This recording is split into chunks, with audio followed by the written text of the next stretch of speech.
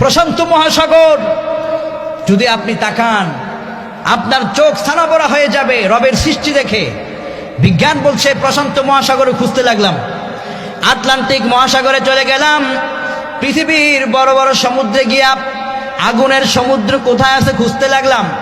যেহেতু আল্লাহ পাক আগুনের সমুদ্রের শপথ কোরআনে করেছেন, বিজ্ঞানীরা বললেন কি অবাক করা বিষয়, আমরা প্রশান্ত মহাসাগরের একটা অংশের ভিতরে চলে গেলাম, যাওয়ার পরে দেখলাম এই সমুদ্রের উপরের অংশে পানির স্তর, মাঝখানে একটা স্তর পেলাম, গোটা স্তরটা একেবারেই আগুনের সমুদ্রের স্তর। এর পরের স্তর আবার খুঁজে পেলাম, সেখানে আবার পানির স্তর। বিজ্ঞানীরা বললেন উপরে পানির স্তর, মাঝখানে আগুনের স্তর, এরপরে আবার পানির স্তর। এটা আল্লাহ পাক কেন করলেন?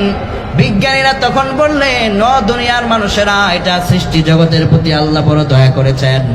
কেননা আল্লাহ যদি শুধুমাত্র পানি দিয়ে রাখতেন, যদি মাঝখানে আগুনের সমুদ্র না দিতেন,